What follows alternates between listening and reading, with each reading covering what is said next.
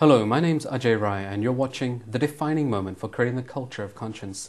Today we're delighted to welcome back Ahlam Akram.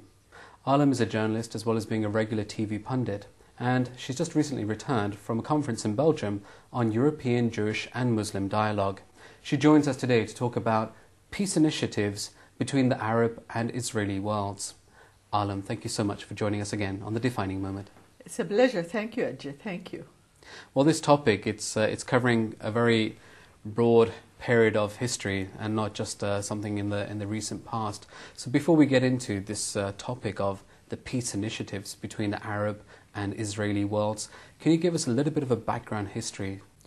Certainly. In brief as possible, without ignoring the facts, is that the Zionist movement, starting from the end of the 18th century, started looking seriously as to find a safe home for Jews.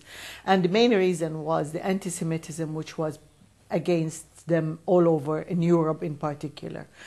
Afterwards, of course, with what happened with the Holocaust, which is a tragedy, an awful tragedy, should have never happened to anybody.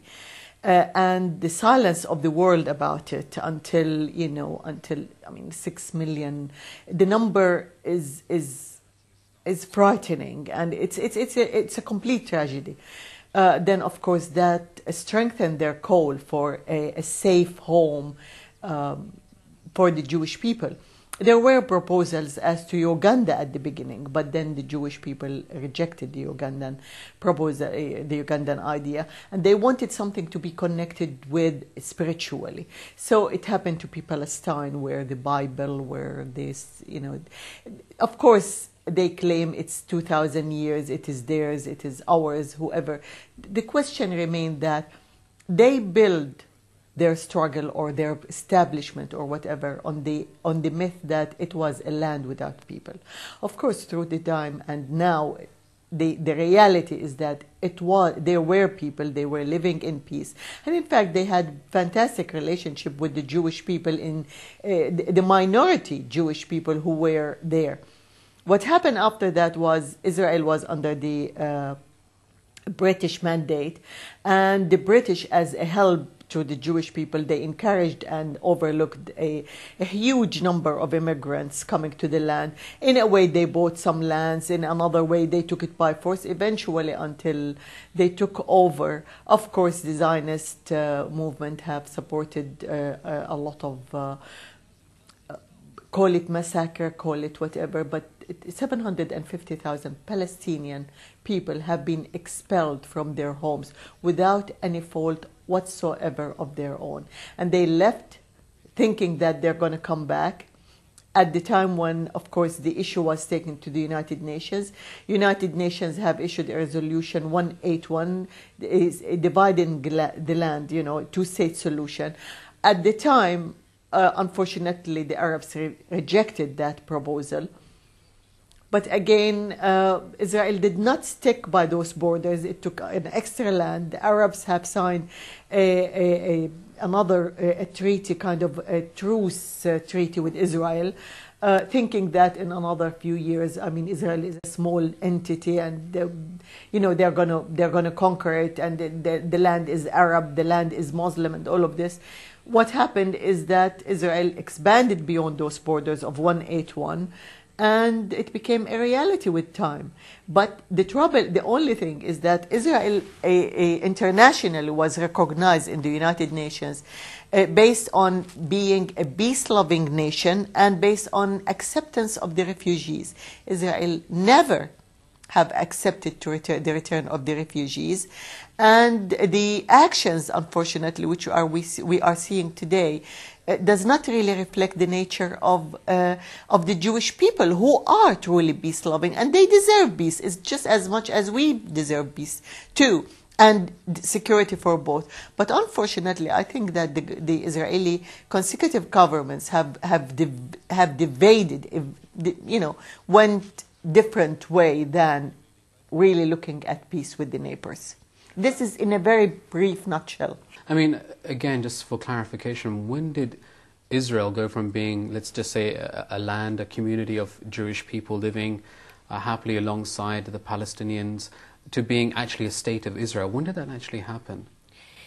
Israel has been established on 15th of May 1948 as a state internationally recognized by in fact, the funniest thing is that although the Britain, I mean, have given Israel the Balfour Declaration in 1917 to help them establish a home without sacrificing the rights of the indigenous people and all of this. And when they realized that the situation is getting out of hand and there is a lot of Jewish immigrants and so on, Britain is one of the countries who abstained at the UN at that day, abstained on to accept the partition plan, which is based on 181. And the funniest thing, again, the Jewish people went to Truman at the time and they asked him, he said, look, I cannot help you, but if you establish a state, we will recognize you immediately if we get a resolution. And that's what happened. But Israel have completely gone stray after that, after 67, and refusal and rejection of abiding international law. I mean, in 1967, when the Six-Day Wars started, and there was a resolution 242, which calls on Israel to withdraw from lands which has been occupied during this war, and there has been another over 65 United Nations Security Resolution calling on Israel on various subjects, like regarding the settlement. It is illegal according to international law, according to the Fourth Geneva Convention, for an occupying country to transfer its own population to the new land. And yet Israel keeps on and on building new settlements, trying to create facts on the ground.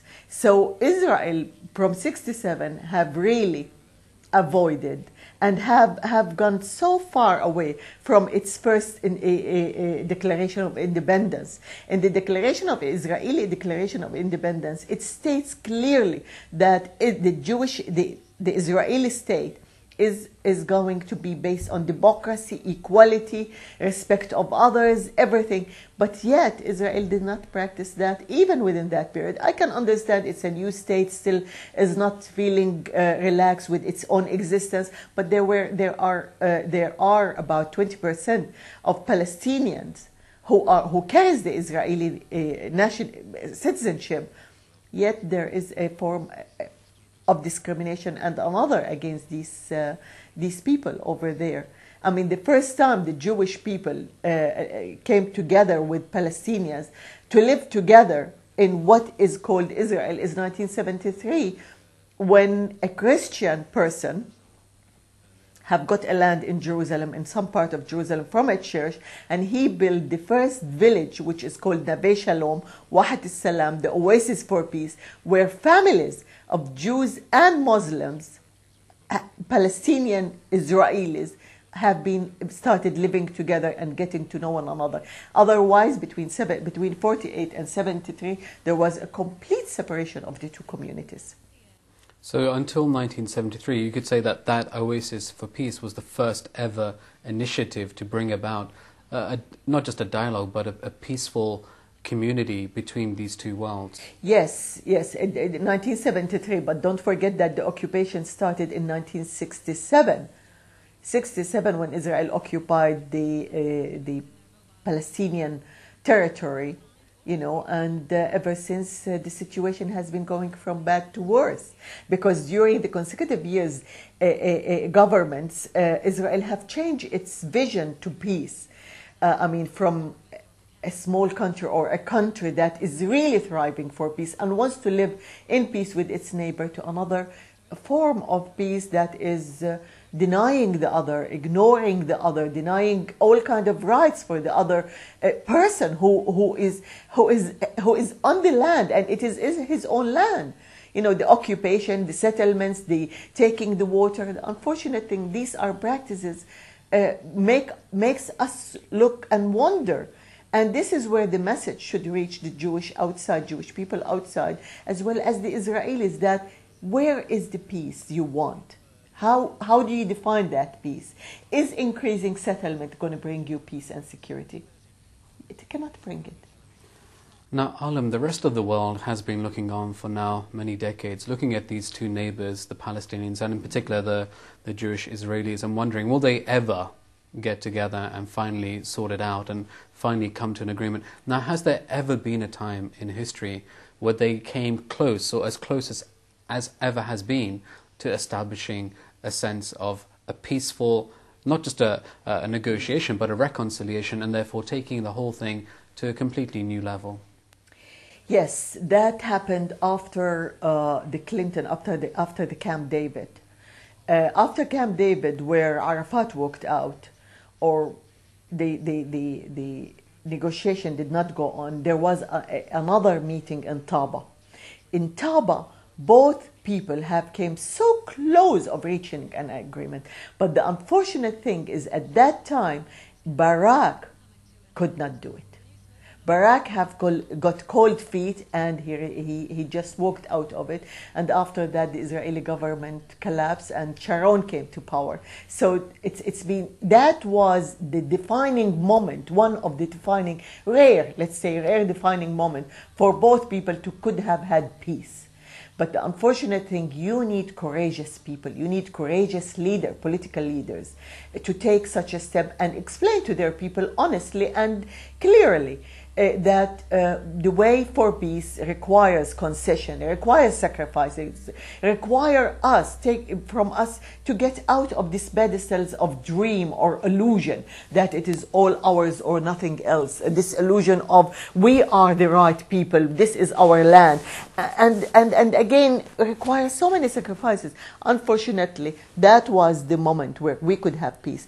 After that, of course, the situation went from bad to worse, and we have the militarized intifada, okay, which again, unfortunately, was another big stumbling block for the peace camp, for both peace camps, but the occupation, again, the brutality of the occupation have really contributed to that intifada, contributed to this violence from the Palestinian human being who found no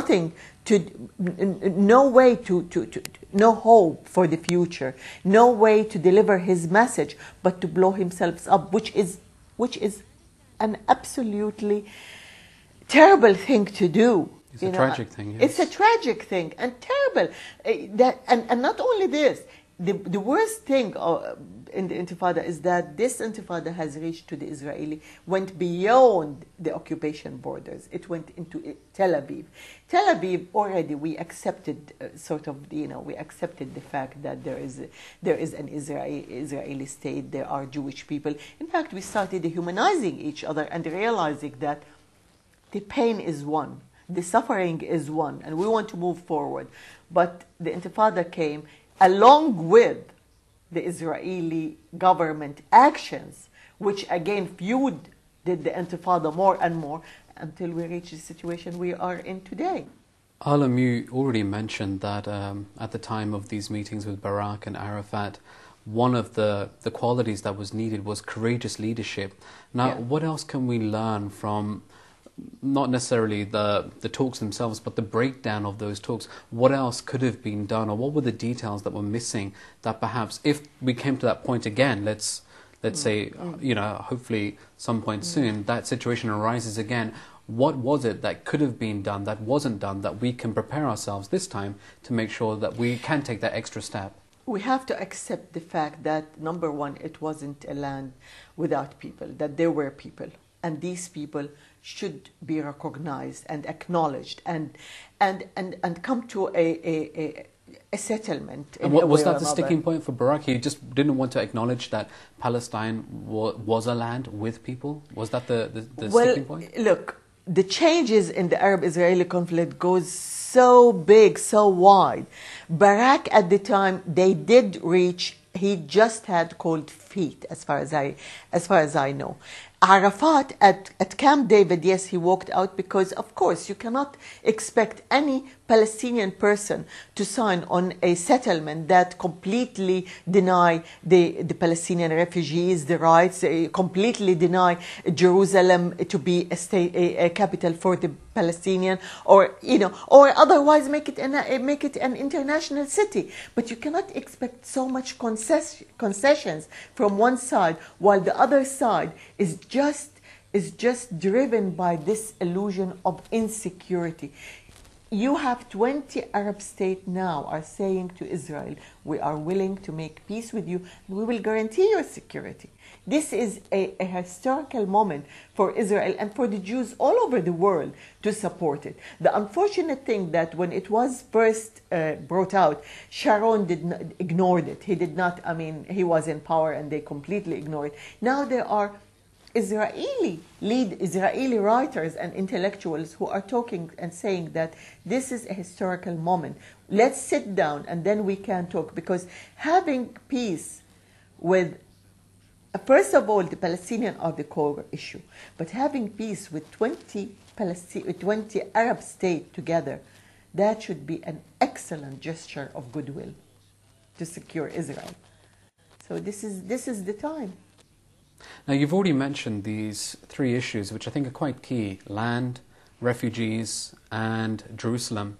So can we look at those in a bit more detail, starting with land? What's the issue? What's the role of land in this whole conflict or dialogue?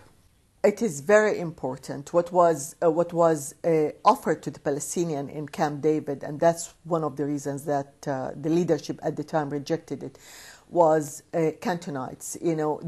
Israel, by building more and more settlement, have managed to sort of cut the land into bits, and this is why we keep saying a viable Palestinian state. Viable in the sense that it is contiguous in geography. You cannot have a small Bantustan here and another Bantustan in another area, and that's what, unfortunately, the land has been cut in such a way that it is so difficult to go to go directly from one village to the other. And not only this, within these villages there are settlements which the roads are only roads for settlers. So you cannot take the land and take the roads and take the water and talk about land. At the moment, you see, 242 talks about 78% of historical Palestine to be allocated for the Israeli state, and 22%.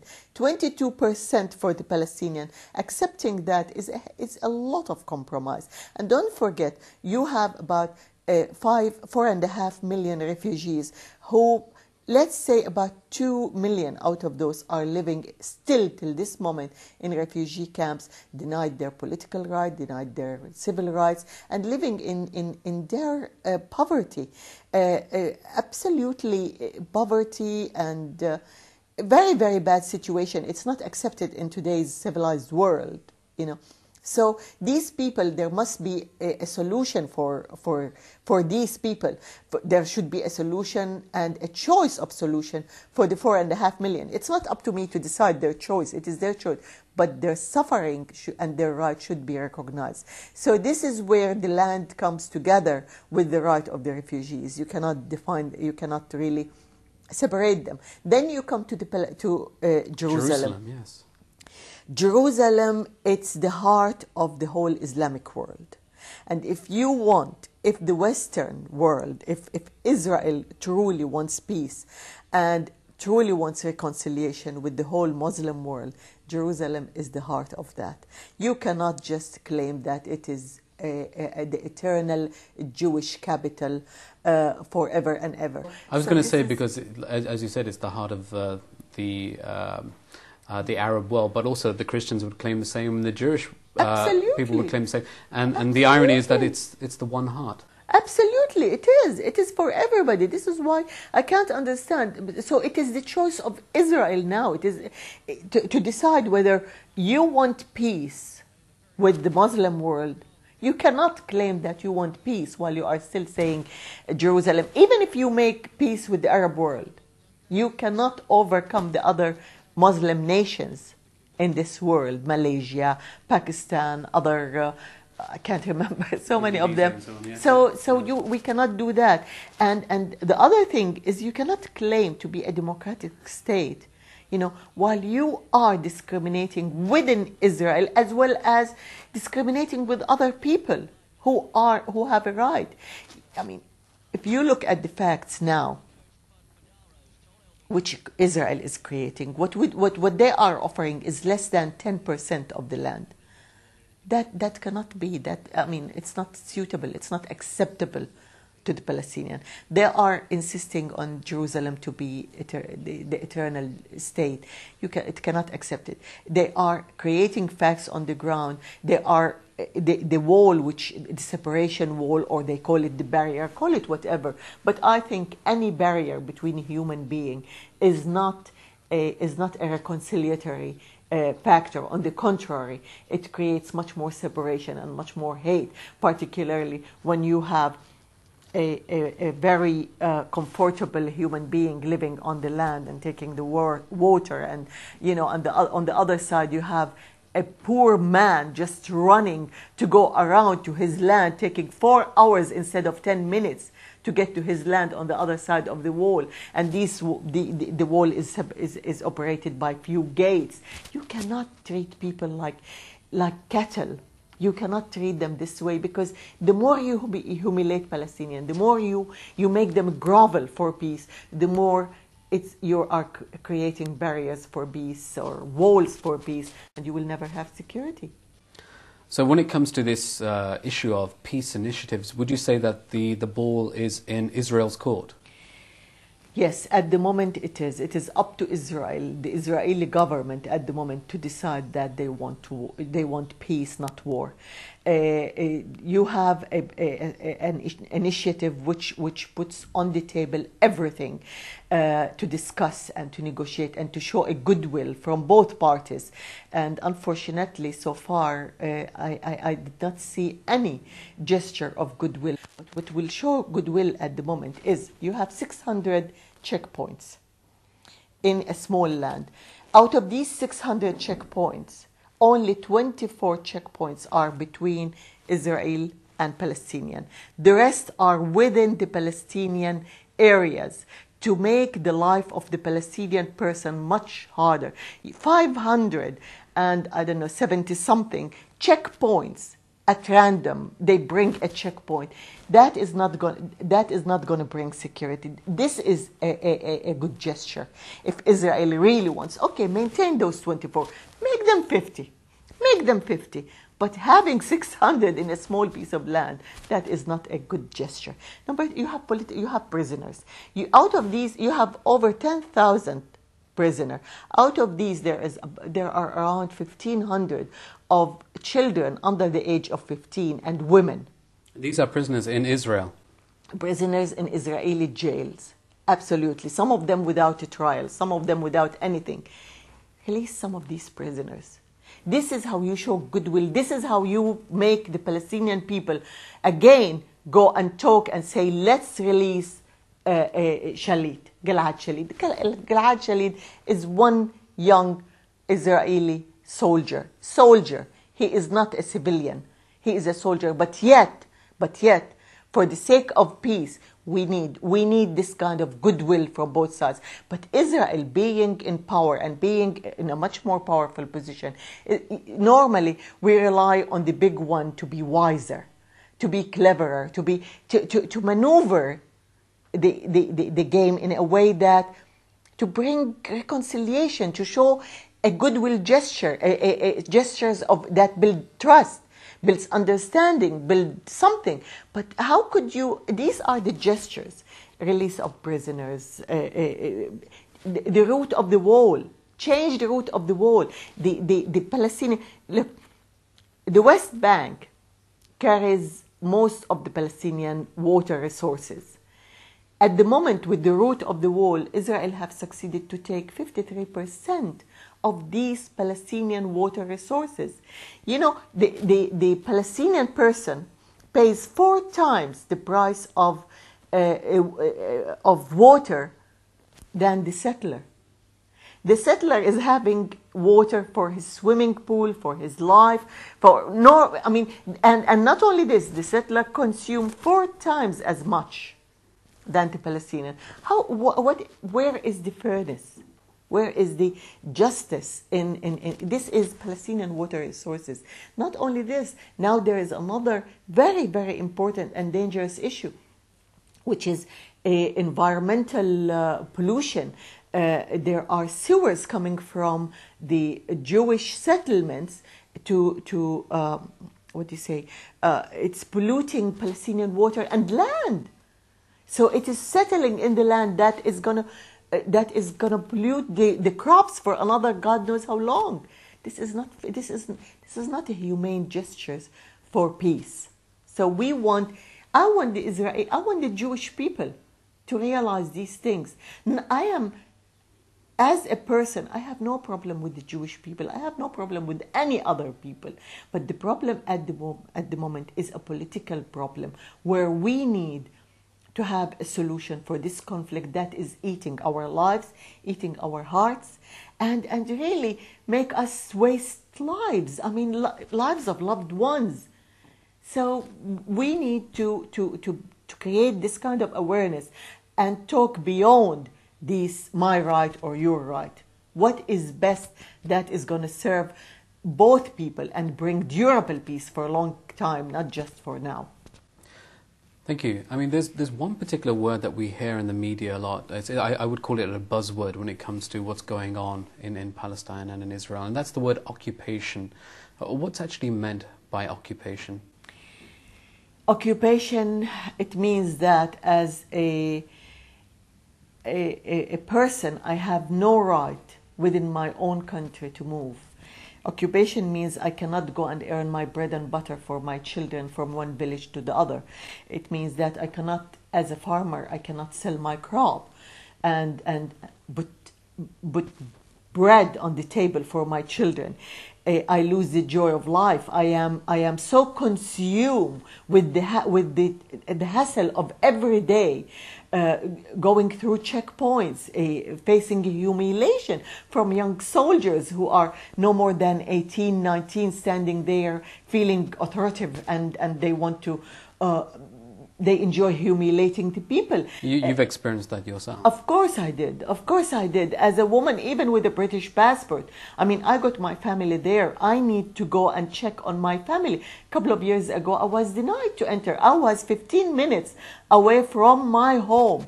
And my mother was ill, was sick. And yet, the young Israeli soldier did not allow me to get in. And finally, Ahlam, what is the role of religion in all of this? Well, we have to get out of all kind of fundamentalist views, whether be it Christian views, Muslim views, Jewish views, because these fundamentalism is not gonna bring us security or peace, or it's not gonna serve us. I believe that religion is a private relationship between a man and God, and again, this relationship is projected in our acts, in our daily acts, our human contact. But at the moment, none of these fundamentalist views are gonna help us in today's world, because it's an era where we have to question what serves us as a human being living together in this small village, and any form of fundamentalism is not going to, it's not going to help us. I don't believe that God would have wanted us to fight with the Jews for the rest of life, as well as I don't believe that God have given the exclusivity to a Jewish settler coming from Brooklyn to settle in my hometown or in the suburbs of my hometown, while I am denied a visit to. And I don't think that evangelistic fundamentalist views, where they are working to help Jews to go back so that the Messiah would come, what will happen to Judaism? I mean, what will happen to anybody? This is not views that is serving our interests as a human being. Ahlam, Akram, thank you for sharing your insights and experiences on the defining moment. Thank you very much. Thank you indeed. Thanks. Thank you. Thanks. You've been watching The Defining Moment for Creating the Culture of Conscience. If you'd like to see more of our shows, we're on the web at www.definingmoment.eu. Thank you for watching, and we wish you all the best.